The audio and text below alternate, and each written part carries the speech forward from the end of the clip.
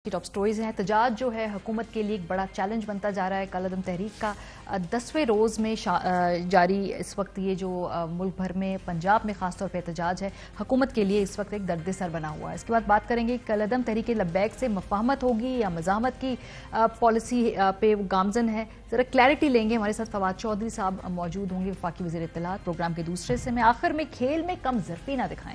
जहाँ बहुत अच्छे ग्लोरियस मोमेंट्स हैं स्पोर्ट्समैनशिप के, वहाँ कम ज़रफ़ी की भी ऐसी ऐसी मिसालें सामने आ रही हैं। 2021 में इस तरह की बिहेवियर की कोई जगह है नहीं। प्रोग्राम के आखिर में इस पर बात करेंगे, लेकिन आज की जो सबसे आम खबर है, वज़ीर आज़म साहब ने उलमा के वक्त से इकात की है। कल-ए-कदम तहरीक लब्बैक पाकिस्तान के साथ जो इस वक्त हुकूमत का एक पॉलिटिकल चैलेंज बन के उभर रही है, उस मामले पे ज़राए का कहना है कि उलमा के वफ़द ने 2 आला हुकूमती शख्सियात की मौजूदगी में वज़ीर आज़म से मुलाकात से इनकार कर दिया था, जिसके बाद वज़ीर आज़म ने दोनों शख्सियात को मुज़ाकरात में शरीक न होने की हिदायत की। मुलाकात में उलमा ने वज़ीर आज़म से कहा कि आपको सही हालात से आगाह नहीं किया जा रहा, हुकूमती शख्सियात के बयानात हालात ख़राब कर रहे हैं। वज़ीर आज़म इमरान खान ने कहा कि फ्रांसीसी सफ़ीर को निकालना किसी मसले का हल नहीं और ना उन्हें निकाल सकते हैं। फ्रांस से लड़ाई बैनुल-अक़वामी तौर पर पाकिस्तान को तनहा कर देगी। साद रिजवी के मुकदमात अदालतों में हैं, अदालतें साद रिजवी को रिहा कर दें तो कोई एतराज़ नहीं है। मुझे कोई ब्लैकमेल नहीं कर सकता, ना मैं ब्लैकमेल होऊंगा। वज़ीर आज़म ने मजीद कहा कि पुलिस को सख्ती से गोली चलाने से मना किया, मगर दूसरी तरफ से गोलियां मारी गई थीं। पुलिस एहलकारों की शहादत के बाद फोर्स में बददिली फैल गई, जिसकी वजह से रेंजर्स को हुक्म देना पड़ा इन्हें समझाएं, तशद्दुद की तरफ ना खुद जाएं ना रियासत को लेकर जाएं। जायज़ मुतालबात मानने में कोई कोताही नहीं बरती जाएगी। उलमा आज इस्लामाबाद में TLP के सरबराह साद हुसैन रिजवी से मुलाकात करेंगे, वज़ीर आज़म और सदर के पैगाम से आगाह करेंगे। क्विकली आपको बता दें मुतालबात क्या है। साद रिजवी को रिहा किया जाए, शेड्यूल 4 में डाले गए नाम निकाले जाएं, फ्रांस के सफीर की मुल्क बदरी और मुआहिदे को पार्लियामेंट में पेश किया जाए। तो इस वक्त ये सूरत हाल यहाँ पे खड़ी है। आज की इस मीटिंग का हाल जानेंगे अपने नुमाइंदे अब्दुल कादिर से, जो कि प्राइम मिनिस्टर हाउस को कवर करते हैं। वज़ीर आज़म की तमाम जो मुलाकातें हैं इससे मुतालिक खबरें हमें कादिर ही देते हैं। कादिर, ये बताइएगा कि आज जो ये मुलाकात हुई है उसमें ये बात फिर कंफर्म हुई है कि कुछ वुज़रा के बयानात से प्रॉब्लम थी। बाद में क्या वज़ीर आज़म साहब ने एक और मुलाकात बुलाई जिसमें फवाद चौधरी साहब और ताहिर अशरफी साहब को बुलाया और फिर उनसे गुफ्तगू की? किस तरह से आज ये पूरा जो एक्टिविटी है वो रही है दिन भर? देखिए, फवाद चौधरी साहब तो चूंकि इस सारे मामले में बड़े मुतहर्रिक किस्म का किरदार अदा कर रहे हैं, तो वो तो ऑलरेडी वज़ीर आज़म हाउस में मौजूद थे, बनी गाला में मौजूद थे, जहां पर ये मुलाकात हो रही थी। उनका जो एक स्टांस है इस सारे मामले को लेकर वो सबके सामने है। बड़ा क्लियर और बड़ा तगड़ा स्टांस है उनका, और वो एक मजहबी तबके को थोड़ा सा उनके लिए परेशान कुन भी है मजहबी मामला को लेकर। तो आज जब ये मीटिंग जारी थी तो कुछ उलमा इकराम की जानिब से इजलास के दौरान ये बात उठाई गई कि कुछ वुज़रा जो हैं वो ऐसे बयानात देते हैं जिनकी वजह से ये मामला खराब होता है। फिर उन्होंने फवाद चौधरी का नाम भी लिया और कहा कि फवाद चौधरी साहब भी कुछ ऐसे बयानात दे रहे हैं जिनकी वजह से मामला थोड़े बेहतरी की जानिब जाने की बजाय थोड़ा खराब होते दिखाई दे रहे हैं। उनकी नजर में ऐसा था, लेकिन फवाद चौधरी ने कोई क्रॉस टॉक नहीं की या किसी किस्म का कोई रद्द-ए-अमल नहीं जाहिर किया और कोई जवाब नहीं दिया। एक प्रेस कॉन्फ्रेंस शेड्यूल की गई थी, तयशुदा प्रेस कॉन्फ्रेंस थी कि फवाद चौधरी साहब को वो प्रेस कॉन्फ्रेंस सारी मीटिंग के बाद करना थी और जो अंदर हालात है उस बारे में आगाह करना थी।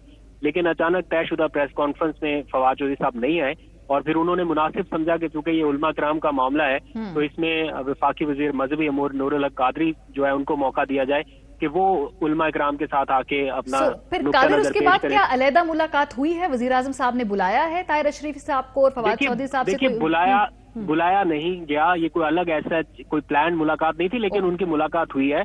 फवाद चौधरी साहब की भी मुलाकात हुई है। इस उलमा कराम के वफ्द की मुलाकात के बाद फिर उन्होंने मुलाकात की है और जो भी उनका नुक्ता नजर था उस हवाले से भी उन्होंने आगाह किया है। कुछ लोग शायद नहीं चाहते थे कि ताहिर अशरफी साहब उस मुलाकात का हिस्सा बने तो बदमज़गी ना हो या मामलात खराब ना हो, इसलिए ये फैसला किया गया होगा। लेकिन फवाद चौधरी साहब के हवाले से ऐसा कुछ नहीं है कि उनको मुलाकात का हिस्सा ना बनाया गया हो या उनके ऊपर कोई इस तरह का एतराज किया गया हो कि उनकी मौजूदगी में मुलाकात नहीं करेंगे। सिर्फ उनके जो बयानात हैं उनको लेकर एक दो लोगों ने एतराज उठाया और उनका नाम लेकर वजीर आजम के सामने उसका जिक्र किया, लेकिन वजीर आजम ने भी कोई ऐसा कोई रद्द-ए-अमल नहीं दिया या कोई नोटिस जैसे उन्होंने लिया हो, इस तरह से कोई नहीं था। वो चाहते थे कि मामले को कूल एंड काम तरीके से हैंडल करें और ज्यादातर फोकस इसी बात पर था کہ کسی طرح سے معاملہ ہینڈل ہو جائے. جو اس میں سے مین خبر ہے وہ یہ کہ حکومت اب گرین سگنل دیتی دکھائی دے رہی ہے کہ جو کیسز ہیں ان کو ختم کر دیا جائے گا تحریک لبیک پر. اب میری کچھ آفیشیل ذرائع سے بھی بات ہوئی ہے, بڑے مسترد ذرائع سے. انہوں نے بتایا کہ حکومت نے 2 سے 3 ہفتے کا وقت مانگا ہے. ایک طرح سے علماء کرام سے یہ کہا گیا ہے کہ ہمیں 2 سے 3 ہفتے چاہیے اس سارے معاملے کو سارٹ آؤٹ کرنے کے لیے. اگر عدالتوں میں جائیں, کیسز ختم ہو جائیں تو انہیں کوئی اعتراض نہیں ہے جو تحریک لبیک کے اوپر کیسز ہیں. وزیر اعظم عمران خان نے کچھ بڑی اہم باتیں کی ہیں, خاص طور پر جو فرانس کے حوالے سے جو ایک معاملہ ہے کہ ان کے خلاف کیوں نہیں اس کے سفارت خانے کے خلاف اقدام اٹھایا جاتا. تو آج وزیر اعظم نے بتایا علماء کرام کو کہ یورپی ممالک سے ہونے والی $10 ارب کی ایکسپورٹ ختم ہو جائے گی پاکستان کی, اور اس کے بدلے میں کرنسی پر دباؤ آئے گا اور مہنگائی پاکستان میں اور بڑھے گی, اور یہ فیصلہ کسی طور پر پاکستان کے مفاد میں نہیں ہے. پھر وزیر اعظم نے بات چیت کرتے ہوئے یہ بھی کہا کہ تحریک لبیک اب تک 7 مرتبہ سڑکوں پر آ چکی ہے, ان میں سے 6 دفعہ میری حکومت کے دوران یہ سڑکوں پر آئی ہے. اور یہ بھی بتایا وزیر اعظم نے کہ 25 سال پہلے جب انہوں نے یہ سارا حکومت سنبھالنے کے حوالے سے یا سیاست میں آنے کا فیصلہ کیا تھا تو اس وقت انہوں نے مدینہ کی فلاحی ریاست کا تصور سوچا تھا.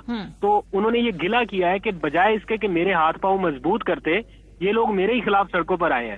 اور یہ بھی پھر پرائم منسٹر نے کہا کہ حکومت اپنے ہی لوگوں پر طاقت کے استعمال کا راستہ اختیار نہیں کرنا چاہتی, لیکن ریاست کی ریٹ کو بھی کسی صورت پر کمپرومائز کیا جائے. بہت شکریہ, بہت شکریہ.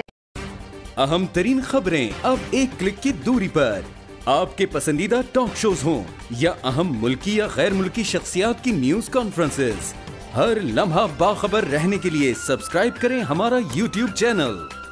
موسم کی صورتحال ہو یا کھیل کے میدان سے خبریں, اپنے موبائل فون سے ملکی اور بین الاقوامی اہم خبروں تک رسائی کے لیے ڈاؤن لوڈ کیجیے موبائل ایپ. باوثوق ذرائع سے مصدقہ خبروں, تجزیوں اور تبصروں سے مستفید ہونے کے لیے وزٹ کیجیے پاکستان کی سب سے بڑی نیوز ویب سائٹ www.arYnews.tv. ان سب کے علاوہ پاکستان کا سب سے بڑا فیس بک پیج ہو, سب سے بڑا نیوز انسٹاگرام اکاؤنٹ یا پھر ٹویٹر, ARY نیوز پہنچا رہا ہے خبریں سب سے پہلے آپ تک, تاکہ آپ رہیں ہر لمحہ باخبر.